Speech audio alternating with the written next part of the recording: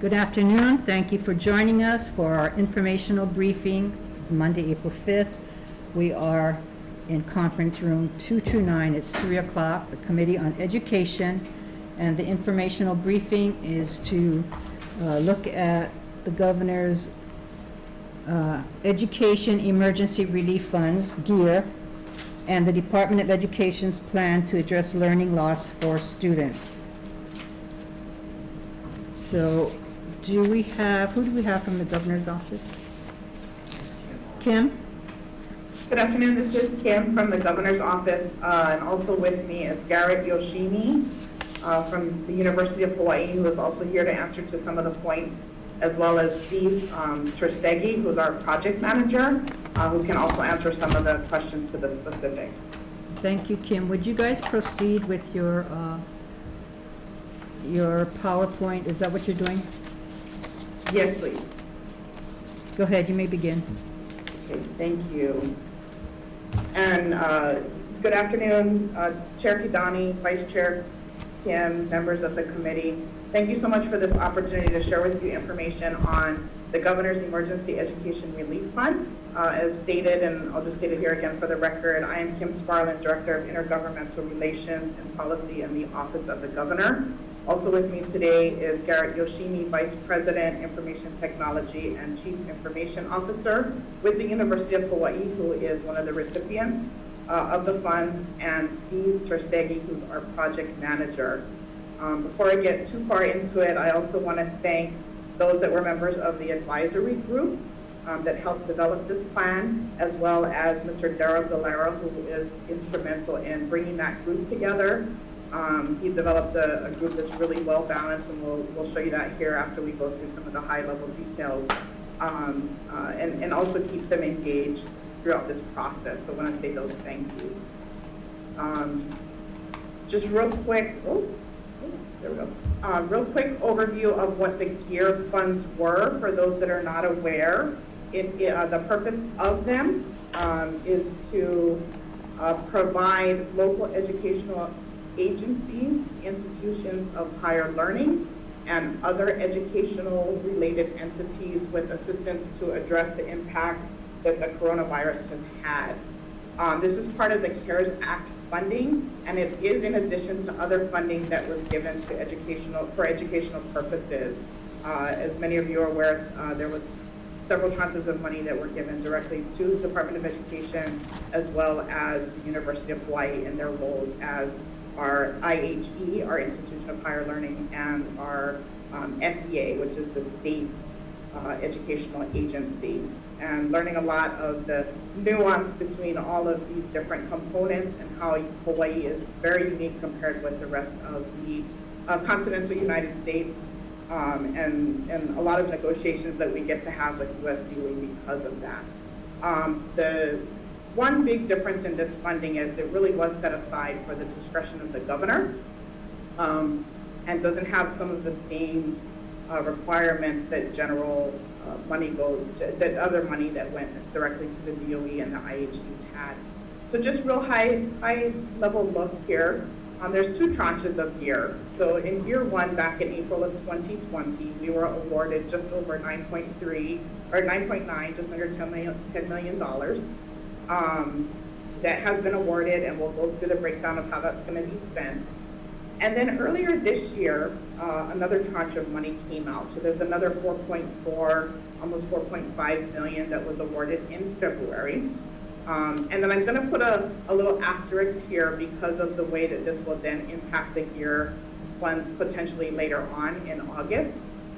There was an emergency appropriation for non-public schools, about $9.8 million that went directly to the Department of Education to administer on behalf of those non-public schools.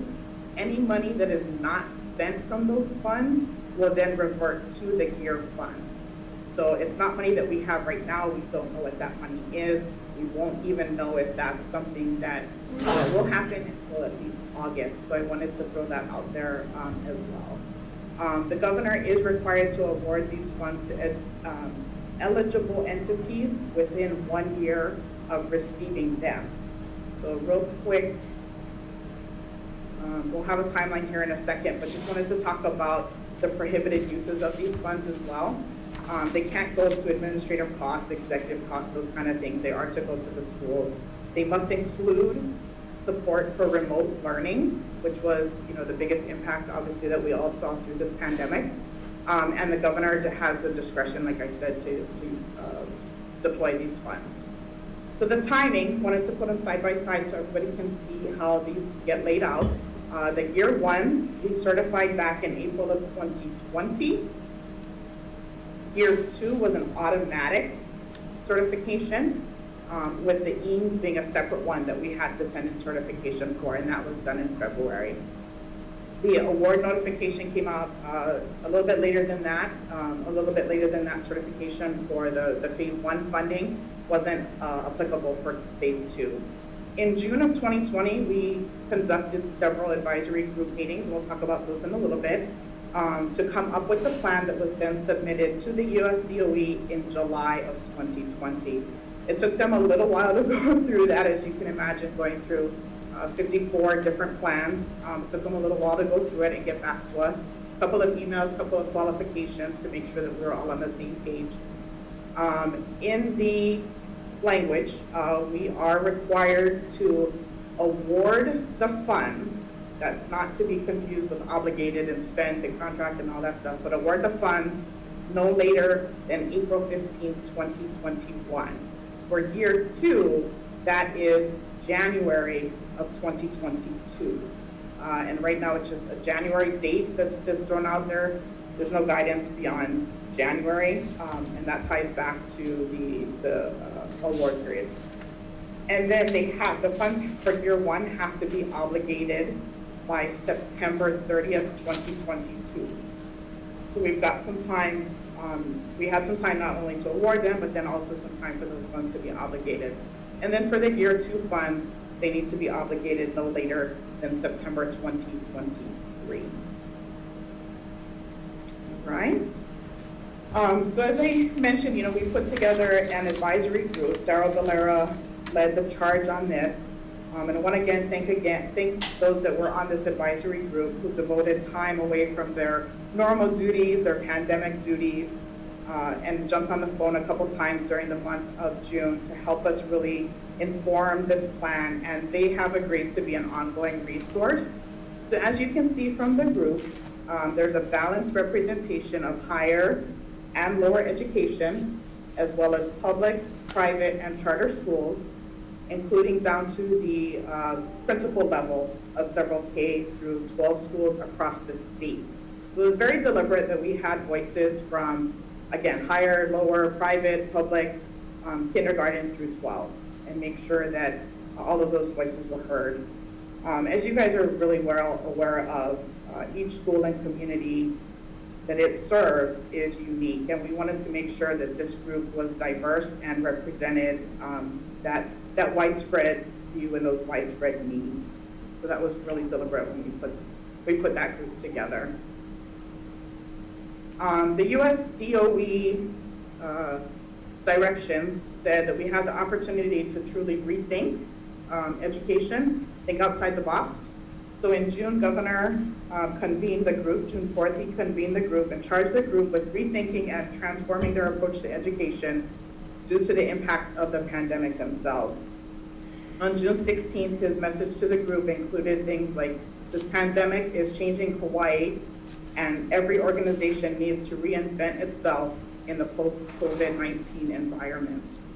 Hopefully, these emergency funds can do all of those things. They can plug gaps that are necessary and can provide incentives and fund organizations and schools that are doing innovative things that both respond to the pandemic and, most importantly, set a course for educational change and reform.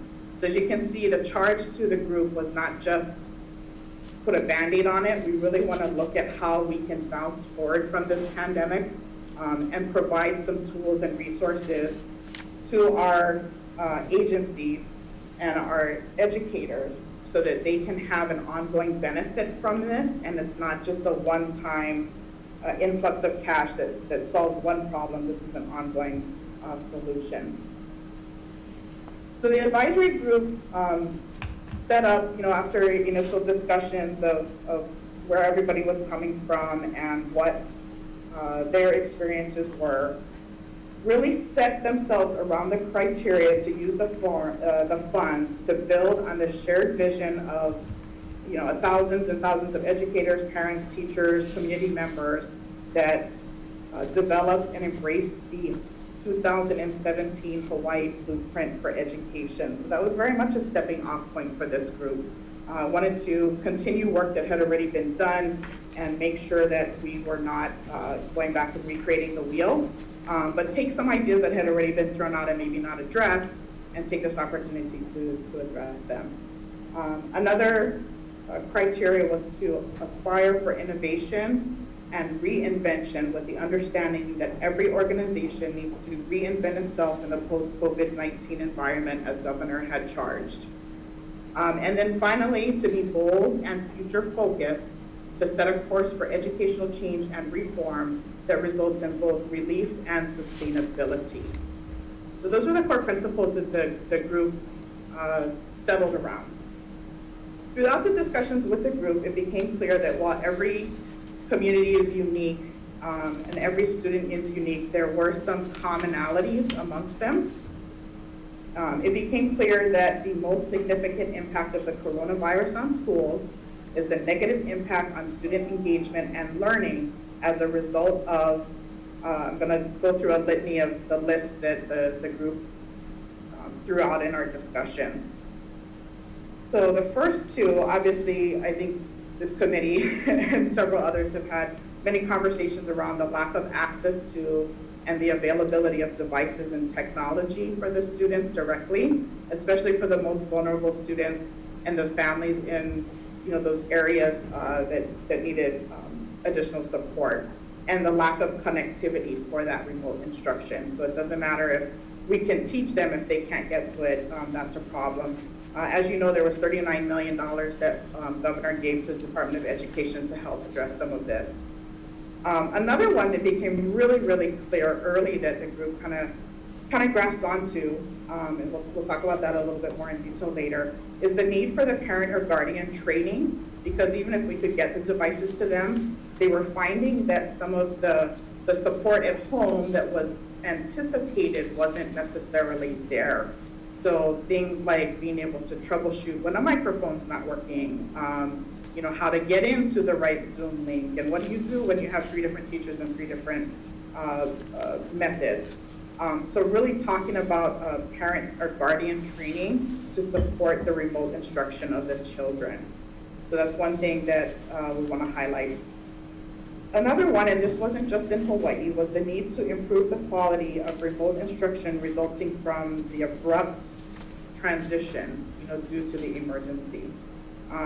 That being the need for professional development for faculty, staff, school leaders that can all help improve the teaching practices for engaging students in a distance learning environment.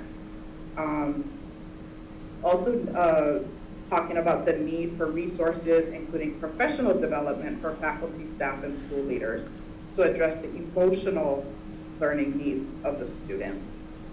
And then, of course, I think, again, this committee, as well as many others, talked about the urgent need for safety equipment, materials, and resources for opening the schools. And there was much of that funding that came through other CARES funding. So we chose that, yes, that was a priority, but was being addressed a little bit quicker in other areas. We talked about the professional development, and even the state of Kentucky recognized this. So I just wanted to call this out real quick as some of the research that we did for this group.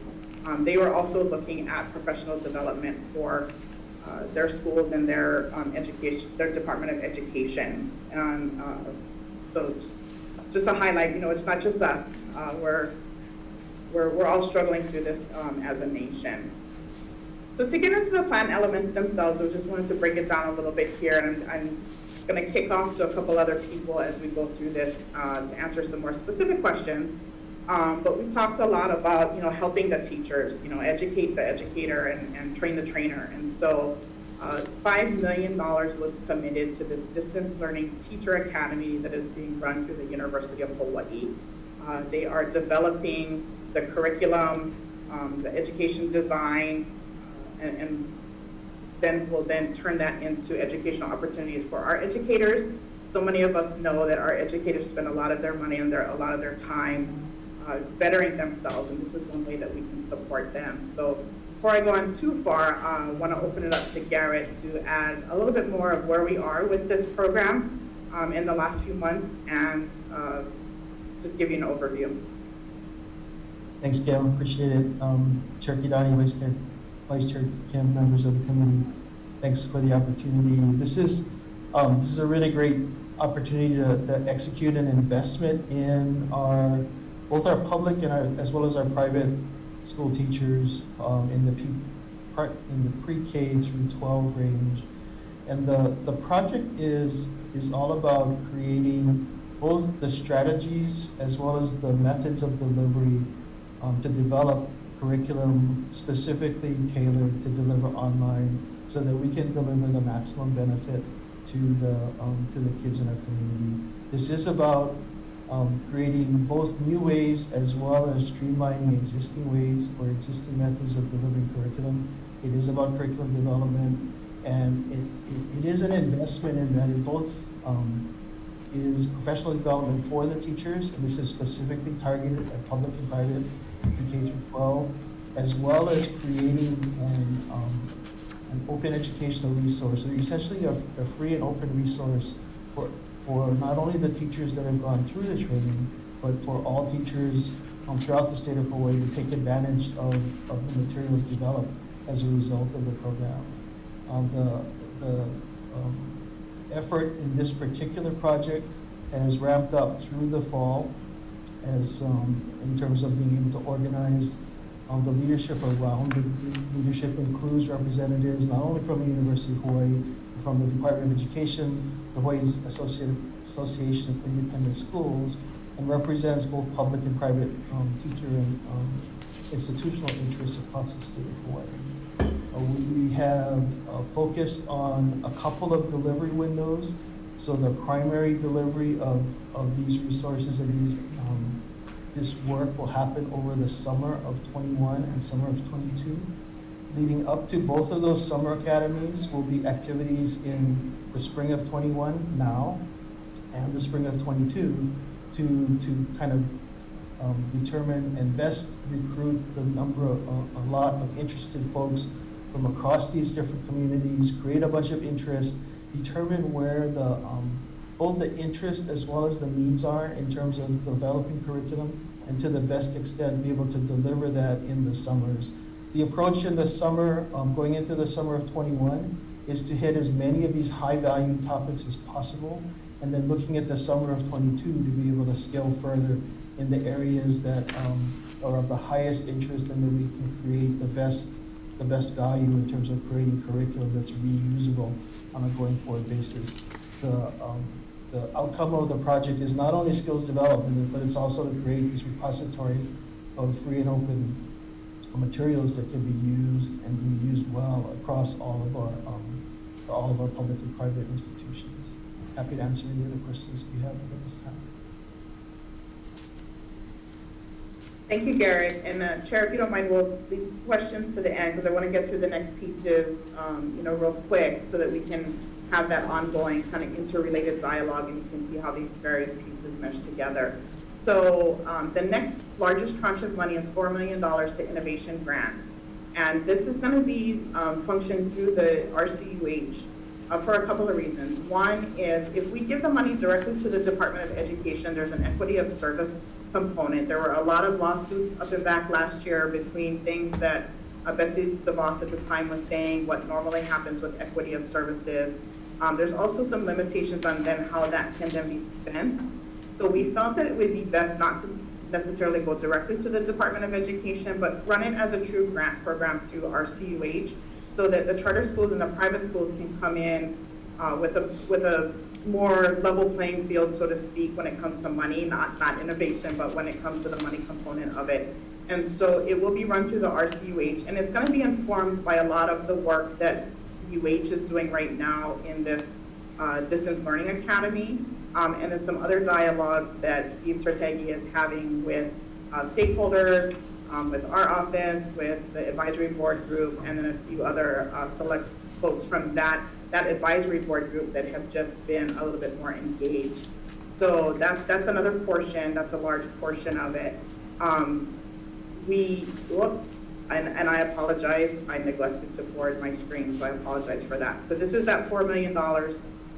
It's to provide relief for some of the forced distance learning that had to happen. The emphasis will be on digital equity for access and connectivity, as well as effective ways to deliver parent education, parent training, family support, innovative practices for global learner outcomes, and ultimately what the teachers can do in the classroom. So it's a little bit bigger than this. But as you can see, we're looking for larger lump sum grants, and so not the $2,500 here because the teacher wants, this kind of a platform or a certain kind of tool or anything like that. We're really looking for these to be complex areas, building collaborations between schools, complexes, different levels of the education. So you're looking from your elementary transition up to your middle school, transition from your middle school up to your high school, and where all of those things can really tie together. So again, that's the reason of forcing the larger lump sum, forcing more innovative thought processes and more collaborative solutions rather than one-off, just immediately in the classroom kind of need.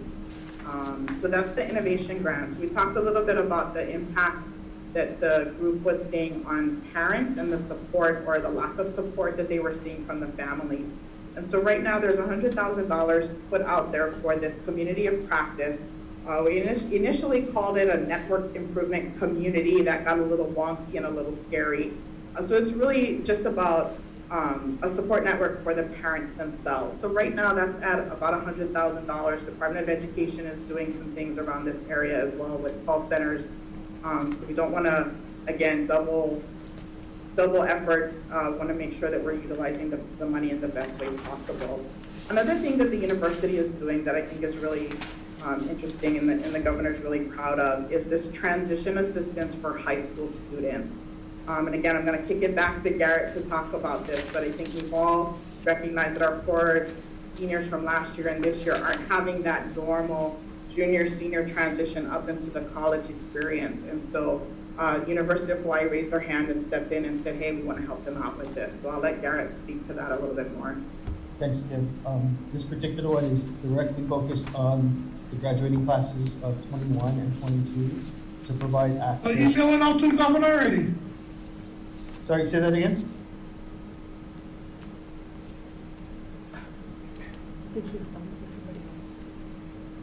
Senator Favela, did you have a question?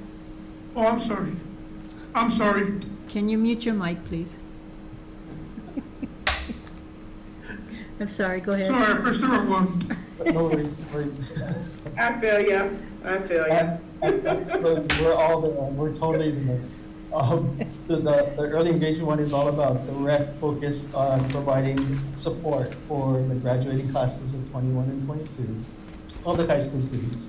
And this is really about trying to help them bridge the change between their high school experience and to get them engaged in both interest of and directly taking the EH classes. So it provides, the grant funds provide access to free EH courses as well as advising and support, in particular over the summer period between their graduation from public high school and then hopefully going into a higher education program. As again, we're hopeful they'll join us at the University of Hawaii, but this is really about getting them into some useful and engaging way to get them into higher education program. Thanks. Thank you, Garrett. Appreciate that. Last two components here real quick, and then we'll be ready for questions. It doesn't do us any good to learn a whole bunch of things and then not have something left behind for the next time. Hopefully this never happens again, but the next opportunity for remote learning. So we want to conduct an educational summit. It will be held virtually as of right now. But this will be based off of some of that innovation, some of this distance learning, and then culminate in this virtual summit that will be available, open, and to educators, so that the lessons learned are not just contained to those that are in the immediate experience, that we're able to open and share this with anyone and everyone, right, at the point appropriate. And, it doesn't have to be just within our own shores. It can be extended beyond our shores. And this can also bring things into our shores that maybe we haven't seen before as well. So we're excited about this virtual summit that, again, will happen as part of threading all of these lessons learned together.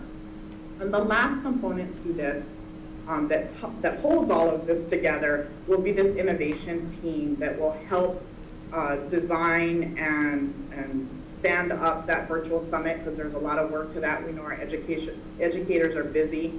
We want the information from them, but somebody needs to do the work to put it together. But this innovation team will help keep those lessons moving, make sure that you hear something over here, somebody's having this problem, but maybe you heard a solution on the other side, and bring those together. And then provide lessons up. What can be changed? What can we do to make this better? And again, thread all of those lessons together so that they're not just disparate efforts, that there really is a continuity to all of this. And so those are the components to it. I can go back, in order to facilitate some of this discussion, I can go back to the plan elements if you like, but I'd also like to just go ahead and share is what we handed out to you. There are some additional resources if you want to get into the super fun nitty-gritty components of what these different pieces of funding and what the different requirements are. That's also in your PowerPoint for your information. Wanted to share it on screen in case anybody wants to take a screenshot and have those resources as well. But Chair, if you'd like, I'm happy to go back to the plan elements and then open it up to discussion and questions. Okay, we have about 15 minutes before we can move on to our next presenter for our next item. But Kim, can we just start with questions now? Yes, please. Thank you. Members, questions done. Senator Kim. Hi, Kim. Good afternoon. I had a question about these funds that you're targeting to RCUH. So are you anticipating what the cost is and how much is left over to actually run these programs, or? Yes, and I have that here.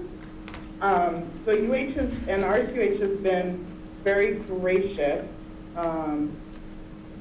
in the indirect costs are $132,000 on the 4.393 million. Hold on, 132,000. So it's about 3.1%.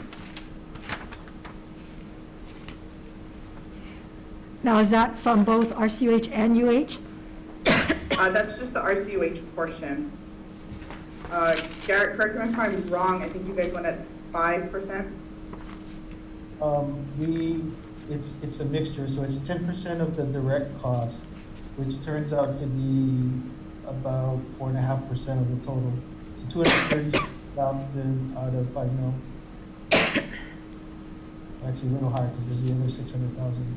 But it's only on direct costs, and it's the 10% rate, so the blended rate comes down to a little under 5%.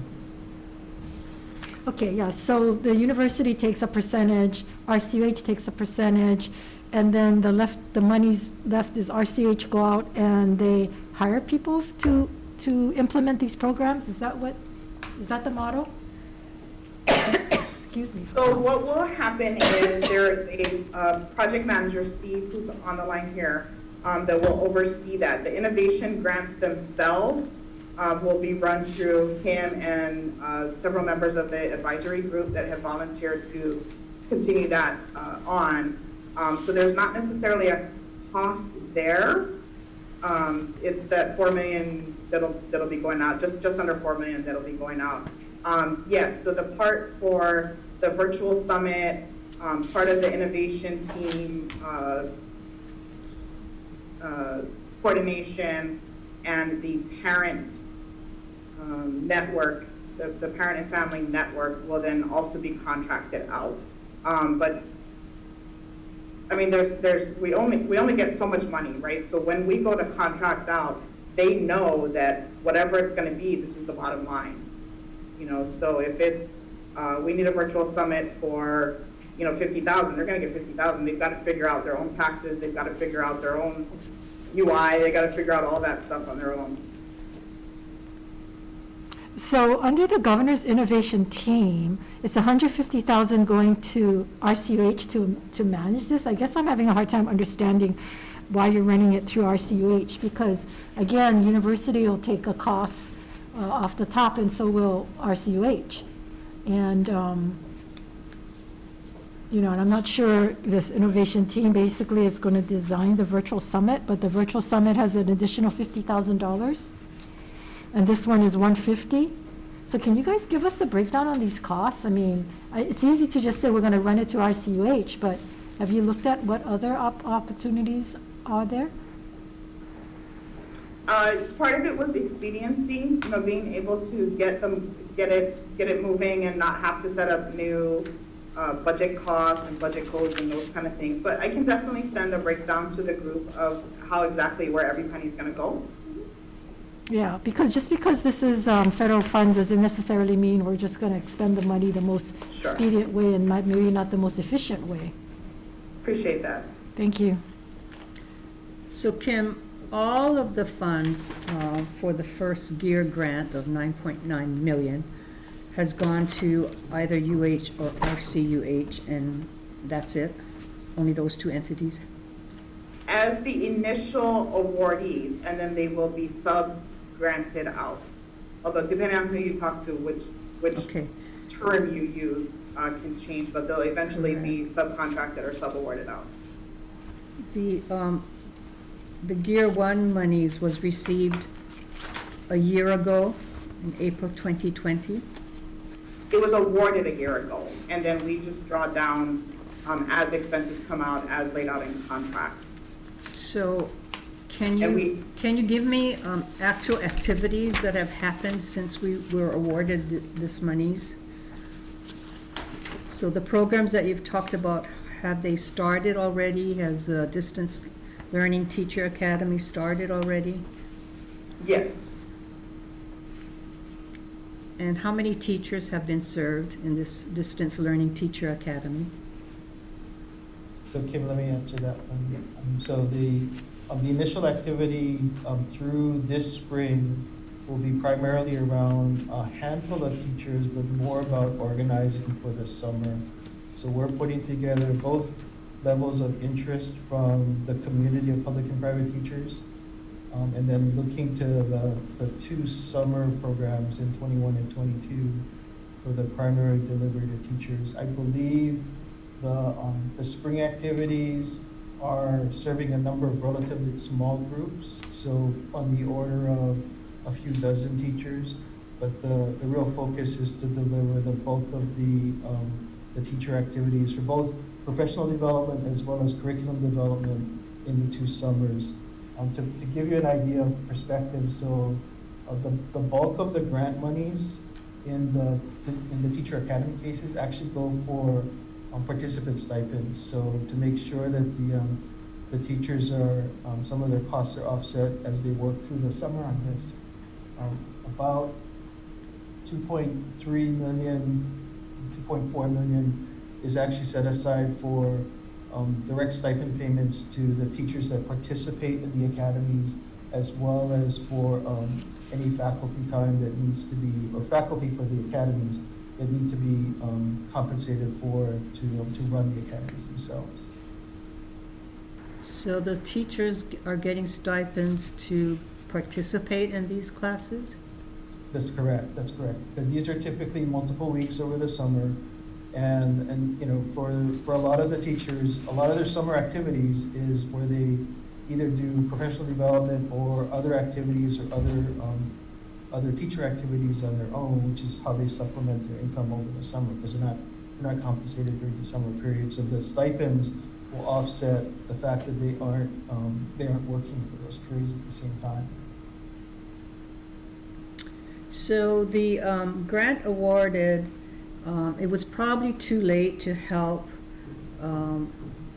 any learning loss type activities for the last school year, but for this school year, with your distance learning teacher academy, how many teachers have actually taken the program? Or is this an ongoing program that they do more than once? Can you kind of lay out the program for me? So the primary activity of the program is going to be workshops over the summer where the teachers participate in both the professional development as well as development of the curriculum. Just from a budgetary purpose, Summer Institute stipends for between 200 and 300 students on each summer. So that's the direct number of teachers that will be served. If we are able to, and it's looking pretty good from the partnership point of view in terms of having faculty and external folks participate. So here's a good example. We're working with the folks at NOAA because that's actually part of their outreach programs, that they're funded to do this stuff, but they're having, they need to be able to engage effectively with our public and private school teachers. So the important thing for us is to make sure that we bring together folks with content, folks that have the ability to deliver content, as well as our teachers to get them up to speed, to be able to not only have the right strategies to best use some of this curriculum, but also be able to develop it and then create this repository so it can be used further. The idea is that starting in the fall, so this is fall of 21, directly after the summer academies, we'll be able to see some of those products actually in use. And the hope is. So are you saying that, to answer my question, 0 teachers have taken this academy yet? The academies are under development for the summer 21.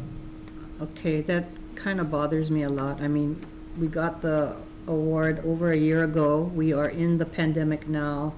The teachers need this learning academy now, but we're going to wait till the summer. Is there a reason? Is this like a whole week's course? Is this a day course? These are 2 to 4 weeks. So these are, there aren't those concentrated times where they can spend full time for 2 to 4 weeks going through these programs. So the summer is the ideal opportunity. So it's really important for us to make sure that we're prepped going into the summer with the right, both the right cohorts as well as the right faculty to make sure we can optimally use. I know, but we've had other opportunities, weekends, we've had holidays, we had spring break. People staying home, not working at all.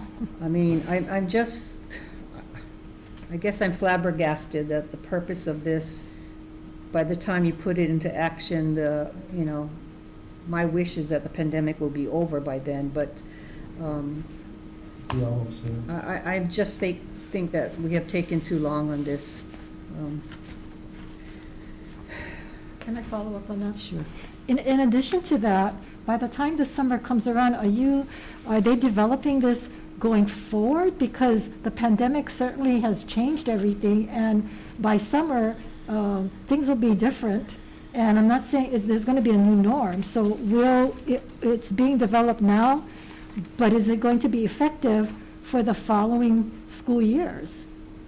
Yeah, the idea is in fact to make sure that the curricula are effective for both in-person as well as hybrid delivery, but it's really focusing on the changes that are necessary for either hybrid or online delivery. And this is the focus of trying to get concentrated time together with cohorts of teachers to get the curriculum developed, and then to get the strategies and approaches set so that it's not only train the trainer, but it's also the development of the curricula itself that can be used on a going forward basis. And one of the principles is free and open curriculum, so it's not like it's developed and then somebody has to pay again to use it later on. It's developed and paid for by federal funds and state efforts, and it really should be for the benefit of the community going forward. So how many teachers, again, I'm sorry, that's going to be covered under this program? So we're looking for between 200 and 300 teachers to be involved with the program every summer. We're actually hoping to get it oversubscribed so that, we will be, we can basically take all comers that are willing to participate in the workshop activities. And so the stipends that's set aside will cover for 200 to 300 teachers?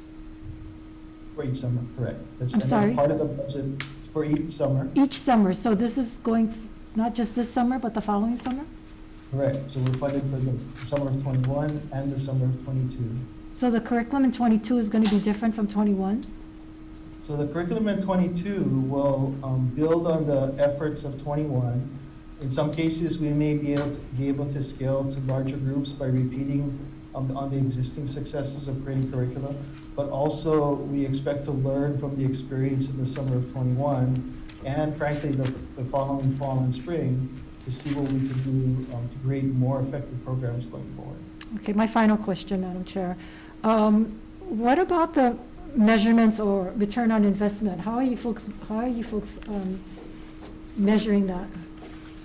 So the primary outputs of the workshops are going to be curriculum and programs developed, and those will be those will be contained and served out of a central repository that will be available from the public.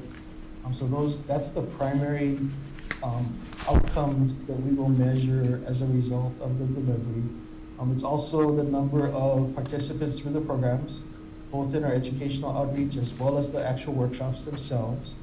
And then we'll look to, as part of the following efforts in the fall of 21 and 22, look to evaluate the success or failures, frankly, the successes of the efforts that have gone on to create this curriculum through the initial summer program. So you're not going to know the effectiveness of these curriculum and programs developed until it gets implemented in the school year, right? And if it turns out that it's not effective, is that how you're measuring it? Well, the programs will be innovative, and they will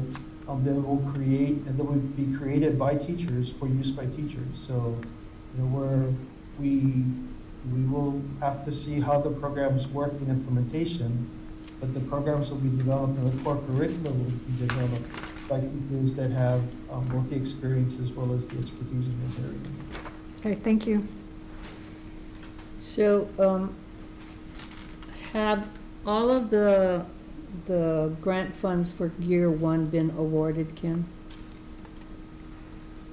The final contract for RCUH is brought in for signature. We held off a little bit because of that timing, and because the timing is such that we want the grants for the innovation to the schools and the complexes to come out based on some of the education that we're learning through UH's effort. We didn't want to get too ahead of the game and sign that contract too early and then force ourselves into a corner. And so we wanted to make sure that we had the best opportunity to get the best responses to those grants that are robust and innovative and forward-thinking and can continue, beyond just the COVID response to a hurricane response when, kids' roads are blocked and they can't get to school, or a lava flow, or, things like that, that this is not just a one and done with COVID. This is about distance learning completely, and how our teachers and how our schools can support those students beyond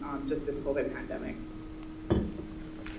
That's true, Kim. There is no risk of any money having to go back. That's true, but again, let me emphasize that we are in the second year of students who have been impacted, and this Governor's Emergency Education Relief Fund, I want you guys to remember it's an emergency relief fund, and we are in emergency now. Has anyone yet benefited from these funds? It's up here, so. Teachers, students, besides giving the funds to RCUH and UH to do the programs, has anyone directly received any benefit from this? It's been a year now, so I'm just asking. Senator, so the answer is not yet.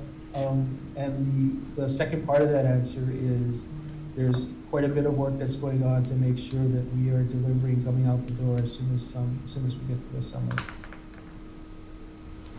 So there's a bunch of prep as well as screening and hiring effort that's going on for these advisors and for the curriculum and for the workshop participants in preparation for the summer. So that is right around the corner for us.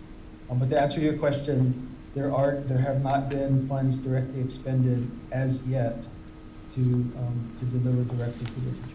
Okay, that's kind of disheartening. I mean, I know you guys are probably doing the best you can, but I still find it disheartening because it is an emergency education relief fund, and to date, I don't think any of our students have had any emergency relief.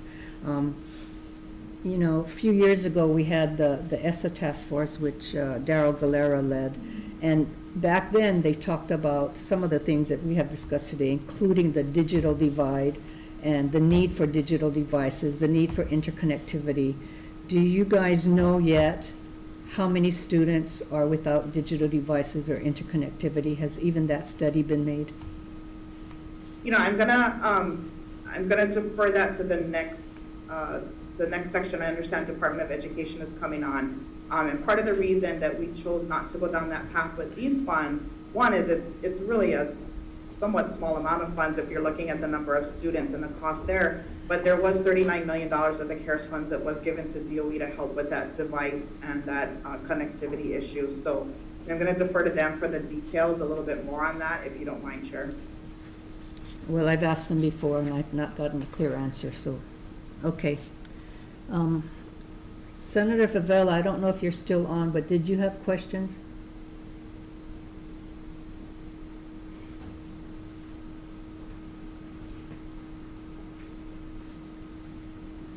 I guess not. Can I ask a final question? Sure. It'd be interesting to find out from you folks what you've learned in this last year regarding these kinds of emergency funds. So if it should happen again and you get emergency funds, what things would you do differently so you can get these benefits to the students? Because we have a whole graduating class who's graduating in May and not benefit from these emergency funds. And, you know, and they're the ones most impacted. So I share the concerns that the chair has raised. And I hope you folks have learned something from this and find ways that we can utilize the emergency funds and get it to the students in a more efficient manner. Thank you. Senator, if I could add just briefly, there are, as Kim mentioned, there are other sources of funds that, you know, while some of the lead times, especially for the private foundations, have taken a little bit longer to ramp up. There has been activity occurring to support, in particular, the kids that graduated last year, to try and also help to bridge them into the community college system as well as the UH system in general. So, I understand that part, but I think that part of the learning in the classroom and learning distantly, I think there have been a lot of complaints about that from parents and students. They don't feel that the students really have been educated in the way they should have. And so, yeah, it's one thing to help them, you know, after the fact, but what about during? So Yes. I hope we learn something from this and don't repeat these mistakes again, because, you know, the new norm might be that these kinds of things will happen again. Yes, quite well taken. Thank you. Thank you. There's some kind of forum being planned. I'm sorry, I can't remember where I read A that. summit. Yeah, the summit. When is that going to be, has a date been set for that? That'll be next year, because it's going to be informed by the efforts that UH are doing, the innovation grants, bringing those grant awardees together to share what they have done and what they've accomplished. And so it's really a 2022, possibly spring break, kind of 2022 event is what the discussions have been around. But again, that's why it was kind of phased in the way that it was. What about the summer transition to college? Is that helping, is that? Absolutely, absolutely. And in fact, I think Steve Schatz, who's the head of our, on the 21 and 22 graduates. Say that again, I didn't hear. So it's specifically focused on the providing not only access to some free UH courses over the summer, but also college advising and support. So they're actually in the, that program is in the midst of of hiring advisors and counselors to help and to assist the 21 graduates this summer as they head into hopefully college activities in the fall. So have the students been notified? The activity we did in the past summer with separate funding activity to try and give a leg up to the. To move on. Sherry will get you a outreach plan. Can I get one quick Okay. question in? One more question So for Senator. I'm confused on this virtual summit. Sharing opportunity. Okay, so we're spending how much money so we can have lessons shared, lessons? That shows 50,000. 50,000, but also you saying that some of this other monies were innovation grant was used to prep for the innovation and then the governor's innovation team, 150,000, that's also. Museums, that kind of thing. The innovation, but that money will everybody at the virtual summit. So $50,000 for the virtual summit, and then the 150,000 for the governor's innovation team isn't that you to prep up for how much is being spent for what? What are the fees taken out and what's left? Can you guys get that Will to do. us? Thank you. Thank you, Kim. How the department plans on meeting the 20% obligation by students who need remediation services and the timeline for doing so. So with us to testify is Dr. Kishimoto, Superintendent, Department of Education.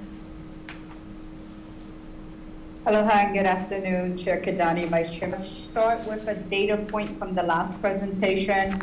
I reported at the board meeting in January that 2% of our students, approximately 3,400 students, are in our device gap. That means we're meeting and have verified that we have met 98% of the device demands. And for connectivity, which we also track, it's at 2.6% connectivity. And so we've been able to look at reasons for both the connectivity and the device gap. Usually it's because students had a device, it wasn't sufficient, it's not connecting, it broke, it's aged. And so our refresh program is something we'll continue to focus on. So I just wanted to mention that since the question was asked about that data point. So again, I'm Christina Kishimoto, Superintendent of the Hawaii State Department of Education, and I'm going to present on the proposal to address learning loss due to the COVID-19 pandemic, and mahalo for the questions, Chair, to help frame our presentation today. Following this presentation, I have Deputy Superintendent Rubasami, my Assistant Superintendents, and a team of CASs who are also available to answer questions, including Complex Area Superintendent Chad Keone Farias, Bob Davis, Disa Fotagi, and Paul Zina, and they can give more insight to the planning being done statewide. If you go to the next slide, on slide 2, the American Rescue Plan, which authorizes Essa 3, was signed into law March 11th of 2021. On March 24th of 2021, the department received $274.8 million, or 2/3 of the Essa 3 funds, with the remaining 1/3 being withheld pending submission and approval of the department's plan for the use of the funds and meeting the conditions for funding. The application is due 45 days after it's released. It has not been issued yet. Total Essa 3 funds to be used to address learning loss is a minimum requirement of $103 million based on LEA and SCA responsibilities. There are 3 components which define this. One is that LEA is required to allot 20% of the Essa 3 funds we receive for learning loss. So for Hawaii, that would be $74.2 million. At the SCA, or state education level, we're required to allot 5% of total Essa 3 funds for learning loss to carry out directly or through grants or contracts implementation of evidence-based intervention. So that's estimated at 20.6% obligation. In addition to this 5% set aside, SEAs are required to allot 1% for evidence-based summer enrichment programs and another 1% for evidence-based comprehensive after-school programs. So that will amount to about $8.2 million for summer enrichment and after-school programs. The total is $103 million that's required to be allocated towards learning loss. Hawaii is a single SBA LEA, the only state in the nation. Thus, we need to be sure to meet the requirements that are stated in the law for both the SBA and the LEA. We're also obligated to provide the charter schools with their fair share of funds that we receive as an SBA and as an LEA. Go to slide 3. The Essa funds for learning loss must provide for the social, emotional, and academic needs of our students, especially our students who were disproportionately impacted by the pandemic, such as our students from low-income families, students receiving special ed services, English learners, and students with unstable housing. We've also learned a lot about the impact of the pandemic on our most rural students as well. We are planning to implement summer learning programs, extended learning opportunities, and after-school programs as part of the learning loss mitigation and recovery plan.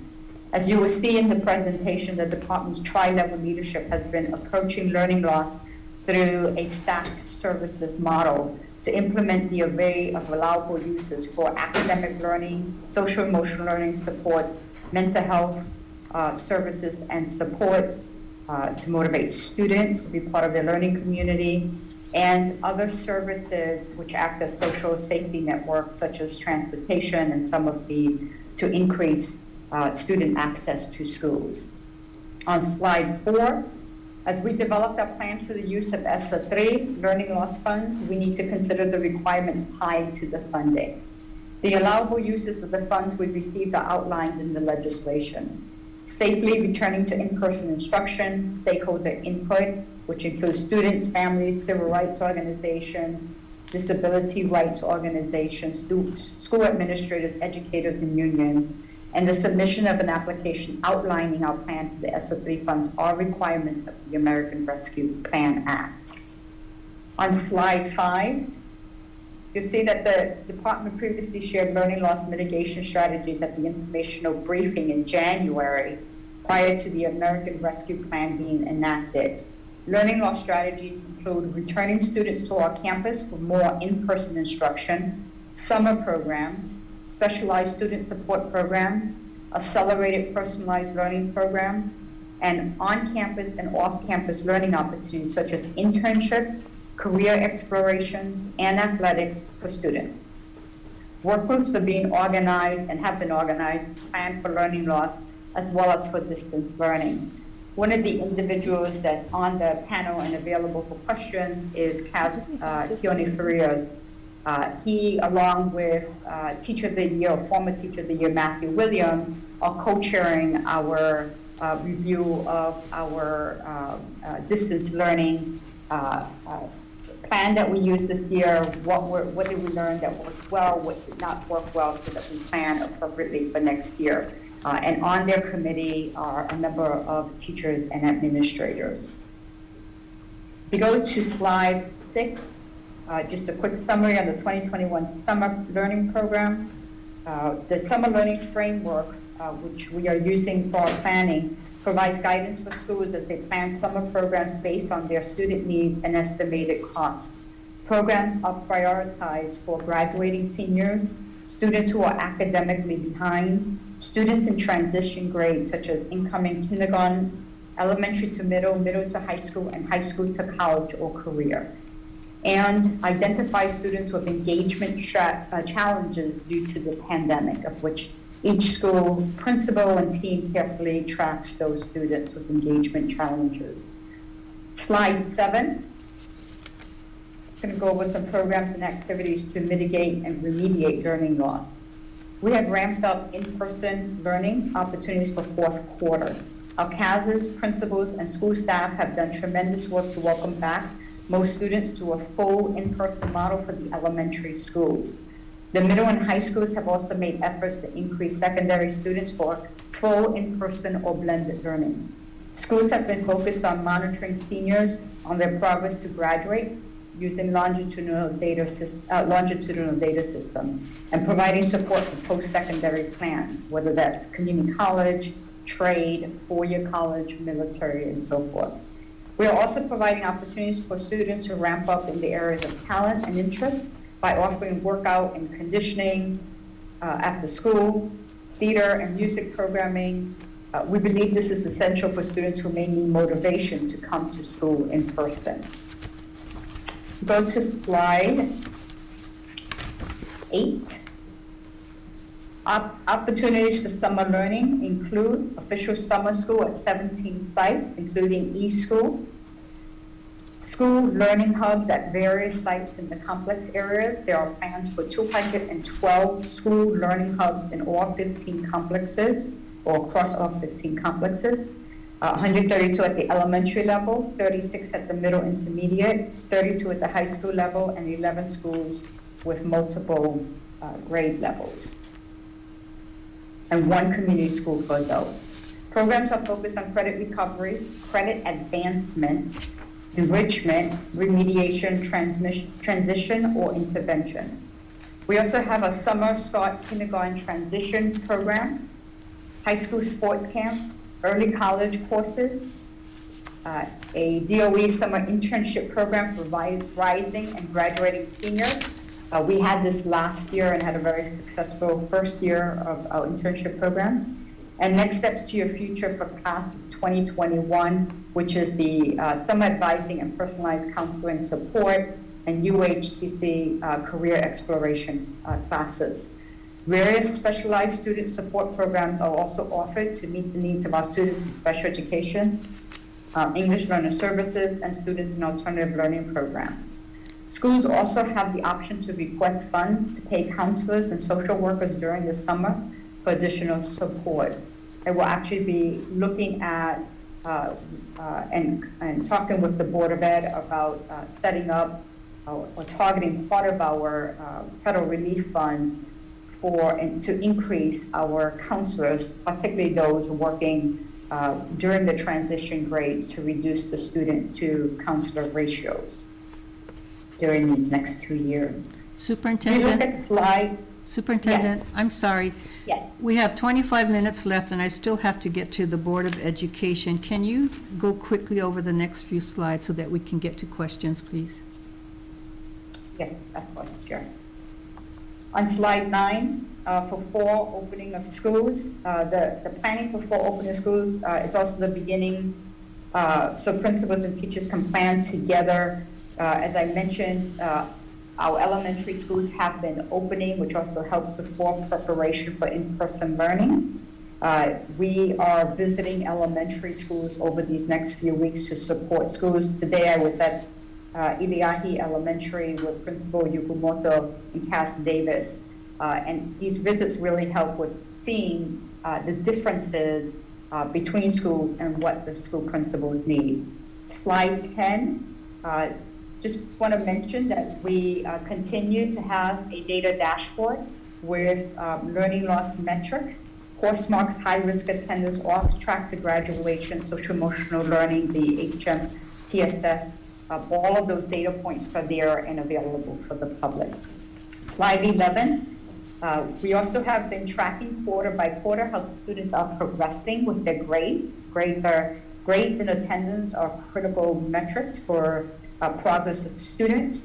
And so each quarter we see students are doing increasingly better in completing their course requirements. But there's a lot of support needed, and we do see a delta or a disparity between where students are today in quarter 4, as we get in quarter 4 as compared to last year. Go to the next slide. Slide 12. High-risk attendance is one of the critical measures, as I mentioned, and so we'll be looking at students who are at risk or already have entered the risk of 15 or more days missed for in-person instruction.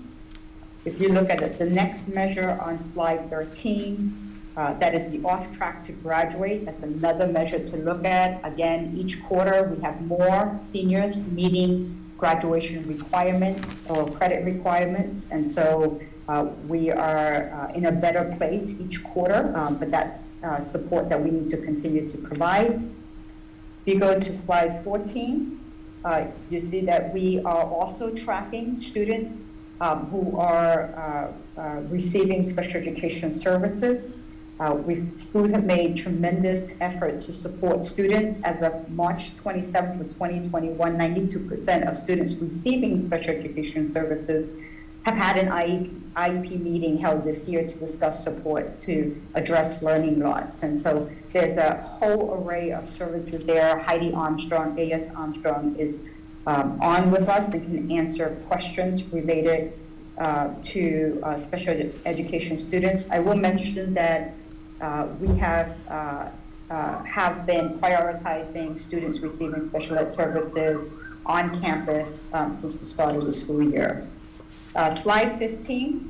This slide provides a summary of data on mental health supports provided during Q2. It really focuses on the provision of services for identified 504 and IDEA students. We continue to track, again, our mental health supports, and again, AS Armstrong can answer questions related to that.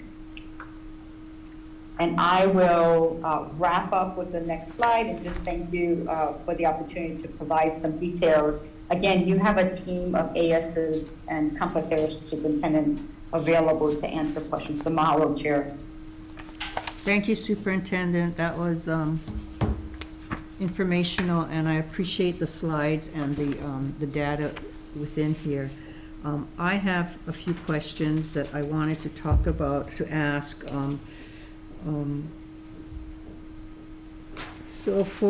Will there be overall consistency in all the learning loss programs offered at each school, or for summer, or will this be specific schools in complex areas?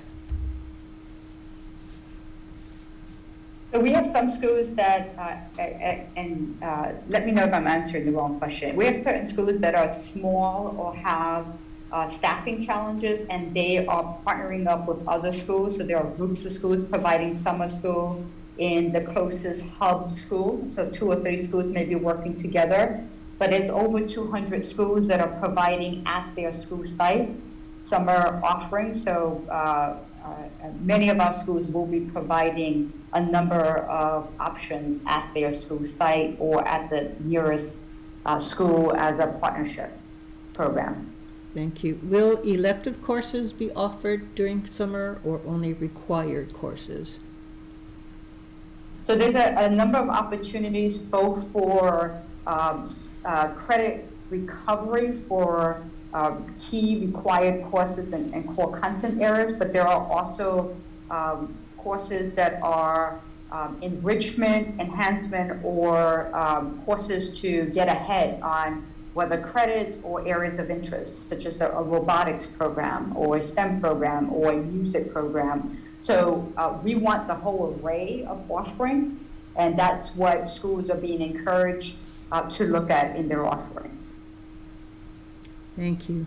So will counselors be working during the summer to assist post-secondary options for the college enrollment, or assist with financial aid?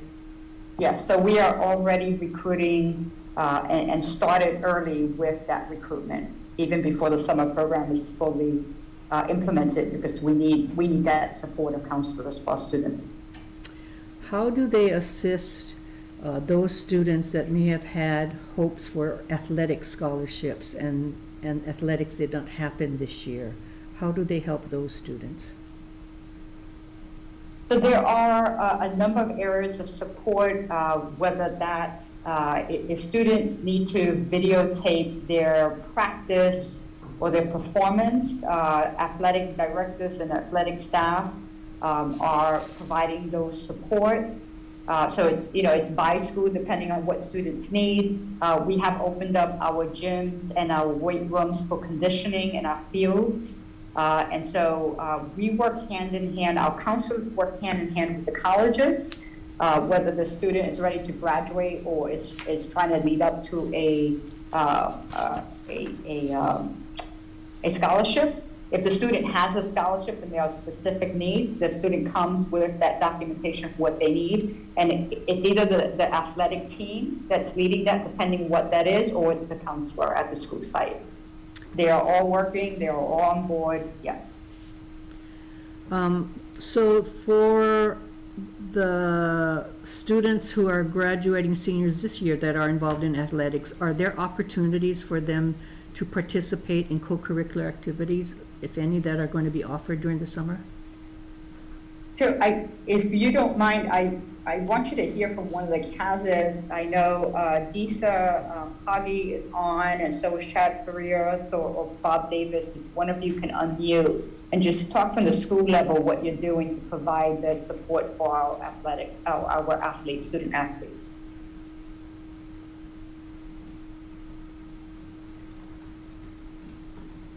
Aloha, this is Disa from Aloha. Nanakuli Wai'anae. At Wai'anae High School, At Wai'anae High School, spring training, so to speak, has started. We're following all the guidelines, so we don't have any contact sports going on yet. Once the guidance is loosened up somewhat, there will be more activities. But as superintendent stated, the primary support we're providing to kids right now is support in helping them acquire any documentation they needed to help them use their route of athletics into college. Thank you, Disa. Aloha, Keone on the Big Island. I would say about the same for KKP and stretched across Hawaii Island, mostly training and then individualized supports. The ADs have been fantastic and pushing on us to try to get more openings, but about the same. Thanks, Keone.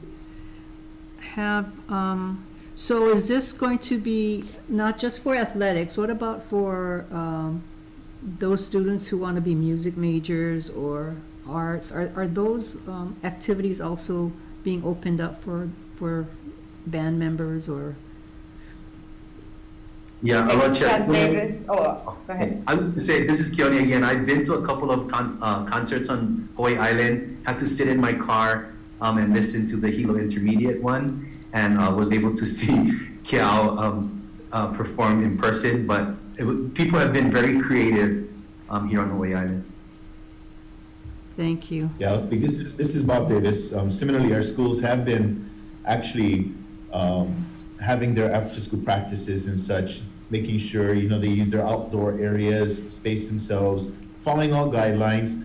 But I know all three high schools have been engaged for quite some time with their music students, so they too can, enjoy their enrichment activities, and many of them do pursue that for college as well. So we were very pleased that they had opened up. Thank you, Bob. Appreciate that. Superintendent, then will all students be allowed to attend summer school who want to, or only those who need to deal with their learning loss? The priority will be given for learning loss, but we are going to try to accommodate as many students as possible, because there's also just the time of re-engagement for students that in the SEL, just the social supports and that network that's so important. So, our goal is, we're looking to put more money into summer school this year than last year, about $3 million more. There's flexibility if there's a demand for more seats. The big issue is going to be capacity of hiring enough staff. Our teachers are also, and staff are looking for a break this summer. It's been a really hard year, as you know. So we are going to be monitoring staffing. The great thing about the complex area superintendents is you have 3 of them here that I've talked to, and I've been in their schools. They are working across schools if necessary, again, to make sure that we can accommodate as many students as possible. Thank you, Superintendent. My last question is, are there plans to create opportunities for seniors to repeat their senior year who want to beef up their academics to get into certain colleges, or beef up their athletics or their musical talents or arts? or are they not going to be allowed and just graduate with the grades that they have that may not be high enough to get accepted into the premier colleges? Yes, I'm going to have Deputy Unusami jump on and answer this question in part. I will mention that and reiterate that the colleges and many of the post-high school opportunities, whether that's military or workforce, we're working with a lot of partners so that it's not just automatically looking at whether additional time in high school is the approach, as opposed to transitioning well and providing that additional support through our partner organizations. Our colleges have been great because that's the demand nationally. Phyllis? Aloha, Senator. So for seniors who, I think there's two types of seniors that we might be talking about. One that has aspirations and may need extra support in completing their graduation credits. And so for that, in that instance, we have created credit recovery and extra supports that allow them to dual credit early college experiences that will help to build their identity as a college, someone who belongs in college. The second are maybe students who have completed their graduation requirements and may be looking for a higher level of college experience. And I think that's the same for any senior that may not have gotten into their stretch college and is looking at a college that has accepted them, but they may have a stretch goal of going to another type of college. In those instances, what we will try to do is work with them, and that's why the counseling and support services are set up during the summer and possibly throughout the year, because I think that in those cases, just like my daughter, she might not have gotten into the college that she wanted to get into, but in her freshman year of college, she worked towards what would it take to be accepted by the college of her choice.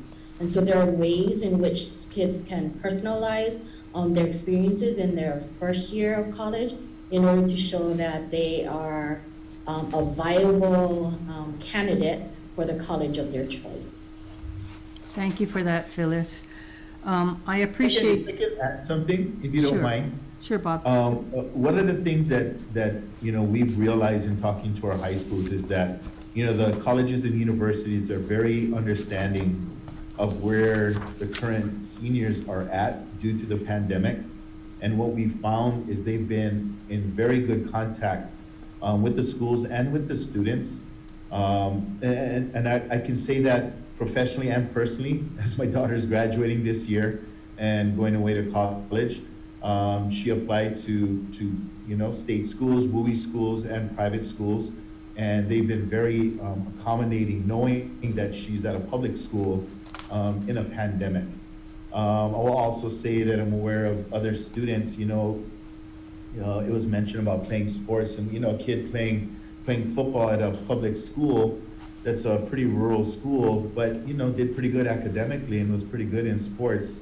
We celebrated him signing to play for West Point.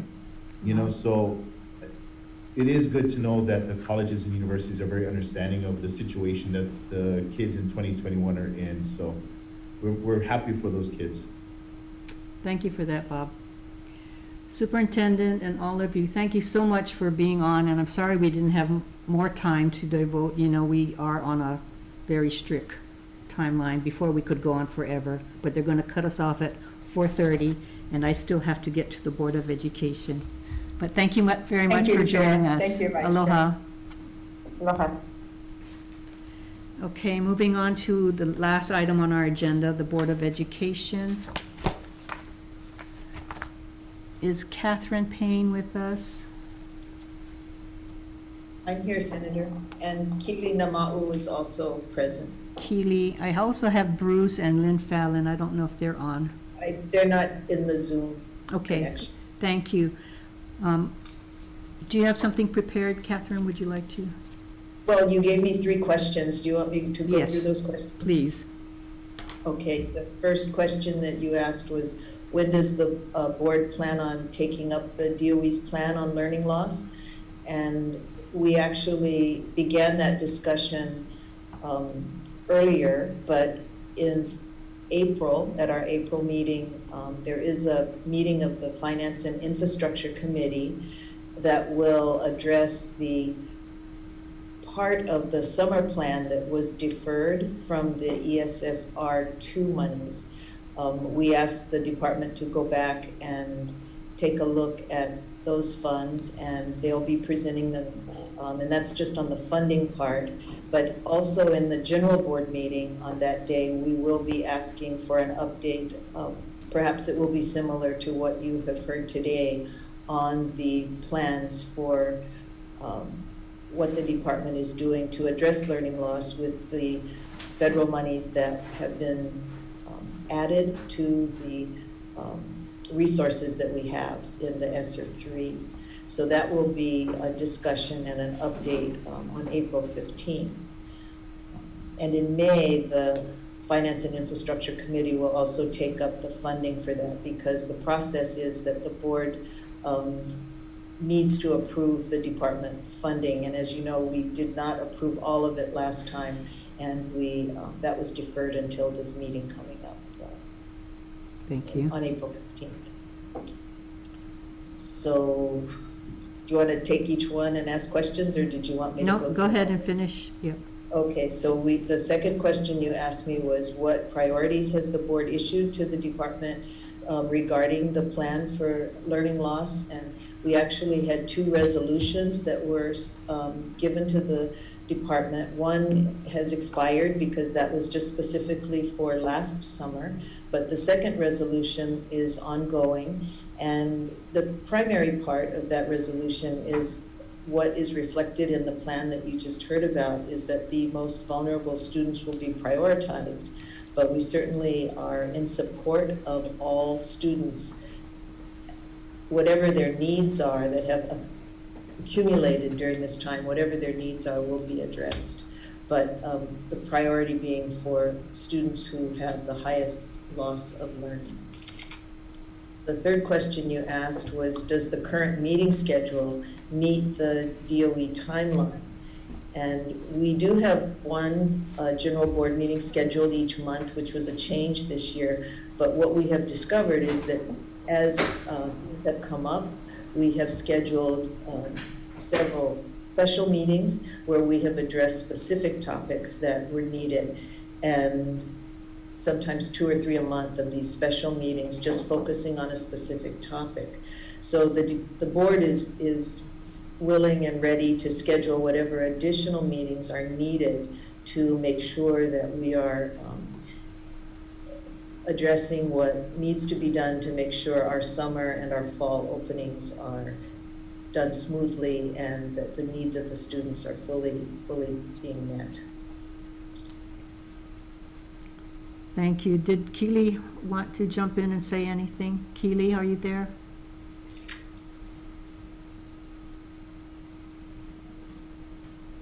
Aloha. Aloha. Aloha, Chair Kidani. Can you see me? Or hear me? I can hear. Oh, yes, I can see you too.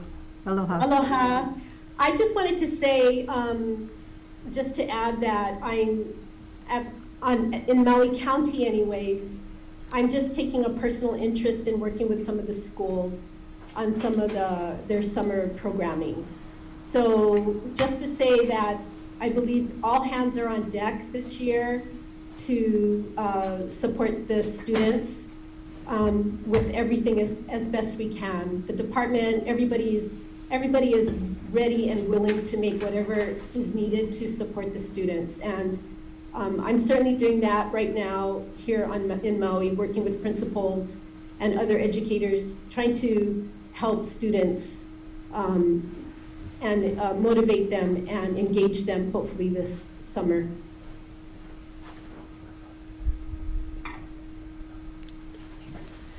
Thank you.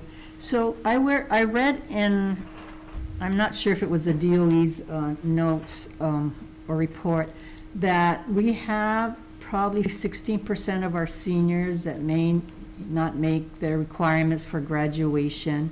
So it seems in the report that superintendent just gave us that they are looking to do remedial work for those that have learning loss, and they are going to look at doing those seniors or those that need their graduation credits too. And so I guess my question is, do we know if that 16% are actually wanting to come back to school, or have, I know that they also have some programs to work with the students, but, do they want to come back and get their degree? And if they do, is the DOE, or I don't know if this is a board decision, able to give them a late graduation certificate? I'm not, this is Catherine, and I'm not sure if, what the current practices are. I know that for a number of high schools in the past, we would graduate students in the summer because they completed their work at that point. Some students chose to come back in the following year because they wanted to have that experience of participating in a regular graduation. But then we would give them a letter so that they could go on to community college or, continue their plan, but they still wanted to participate with graduates. So I believe the high schools are thinking about this. I don't have any data. Maybe, I don't know if Phyllis or the superintendent would have that, but I am confident that every high school is gathering that information and reaching out as strongly as they possibly can to every student who is needing that kind of support. And I doubt that there are too many that don't want to graduate. That's kind of a thing where every kid wants to walk and participate in graduation. Yeah, so I guess, and maybe Phyllis, this would be a question for you. I've just got word that we're being given a reprieve of 10 minutes, so let's see if we can finish this in 10 minutes. So speaking of that 16% that right now does not have the requirements to graduate, have the department reached out to them to know that there is help out there and that they can come back and take remedial courses during the summer? And if they've reached out to them, how many are wanting to do that? So I wouldn't have that number right now. The CASs are still on the line, and I do know that it is a normal practice, even pre-COVID, that the counselors and the principals are always are really making a committed attempt to reach out to every senior who may be off track at this point. To take a look at, on a case-by-case basis, what is it that particular learner needs. Catherine, as a former principal, knows that activity quite well. You're tracking every single student and looking at credit recovery, a concerted attempt in the class, what is it going to take to get the passing grade, and so forth. And I just see Bob jumping on the line. So I'm going to turn it over to Bob, but I do know that we have ways of doing that. Under COVID, it's even clearer that we have to do that more carefully. But I think having the CASs explain what their schools are doing right now in terms of seniors would be very helpful. Thank you. Bob, can you give us some input?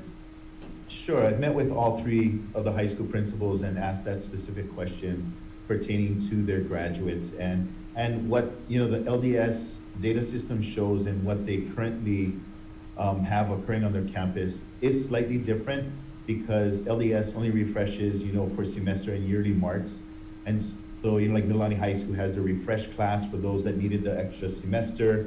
All three schools do have programming that students can take, whether before school or after school, down at High Court, because we're fortunate we have that program, for taking those extra credits that are needed to ensure that they have the requirements for graduation. And so all three high schools, reported that the numbers that currently are reported in LDS are quite a bit higher than what is actually occurring. They have prioritized their credit recovery for summer programming for those particular students. They're trying their best to make it as equitable as possible, whether it's in person and or online for those that needed it online. And they really are poised to do what is best for students, and they're working hard, and they have specific counselors that are focusing on those kids. And I'm sure that's pretty common throughout the high schools in the state. So Disa, what about, so these students that we're talking about, that 16% that I'm hearing about, are they the only ones who are allowed to come back and repeat grade 12? Or can other seniors who have lower grades are graduating but not with the grades that they want to, or whether it's for athletics or music or whatever, trying to get into a better college, they need a higher GPA, would they be allowed to retake their senior year? Or only the students who are failing? So two things. One is that students who are, so number one, the numbers are not as bad as LDS shows. At Waianae, we have anywhere between 8 and 10 students who are still tracking, who are still on the cusp of not making it. Nanakuli has about 5. So we've whittled that really down, and we're not as worried as we were earlier in the year. To answer your second question, any student who is age 19 and not graduated as of the first day of school can remain in school for the remainder of the year, even if they turn 20 the day after. So somebody would have to answer a legal question around whether legally they can attend school if they've officially graduated. And the second question would be, it's a OIA decision around the age that a student must be to participate. And so I'm sorry, I don't know the exact OIA rule that would apply. But we've had in the past students who have pretty severe emotional issues, and we've held back PTP credit so that the student could repeat a year with us for emotional reasons. But so there are ways around it. I just don't know if they can officially graduate and then return. Okay, so how can we find that out for sure? I mean, is that a decision the board makes or the department can make? I would ask the AG. Oh, okay. Okay. Sorry. I have no problem with letting them back in on an individual plan for an individual purpose. I need assurance that it's legal, because I don't know exactly how the law would be interpreted. So I know that if they're 19 on the first day of school and they have not graduated, they can attend. Which is why I said we withheld like the PTP credit so that a student could attend a second year. Okay. Yeah, I'm asking that question, but I don't seem to be able to. I see Superintendent back on. Superintendent, do you know what the answer is? Yeah, we have a number of policies that come into play here, so I think we're being careful about the nuances around this. Once you've graduated, for liability reasons, I don't think there's any high school in this nation that would let a student come back on to take courses once you're graduated. You don't mix a graduate with young kids coming back in. You don't, also you're not covered as a state. We're also unique in that as a public education system, we're a state agency. And so we fall under state liability, which is different from LEA. So we are very, very unique, which is why the tendency of saying we've got to run some of these unique situations by the AG. It really depends. Our CASs do a great job of running all of their kids by the various policies we have in place that are well documented. Anything outside of that, we would run it by the AGs to see if it's allowable. And if it's allowable, whether, if it falls outside of liability coverage, then it would not be allowable. If it falls within liability, and within our scope of being a K-12 system.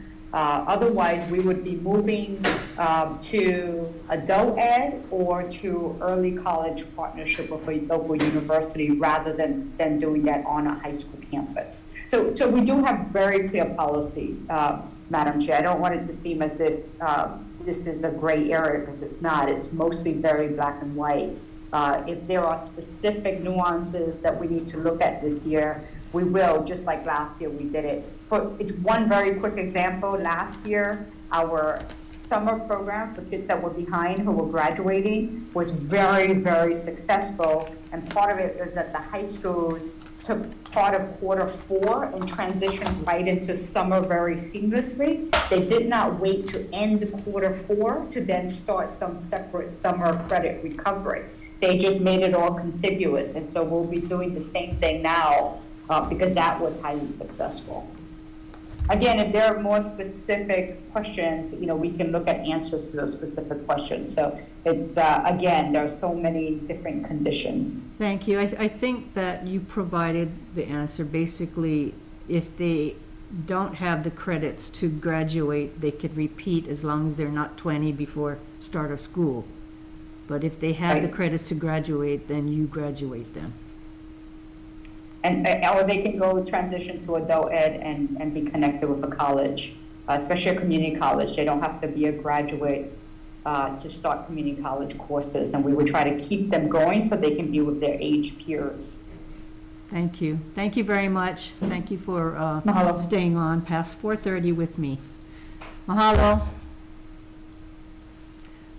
This hearing's adjourned.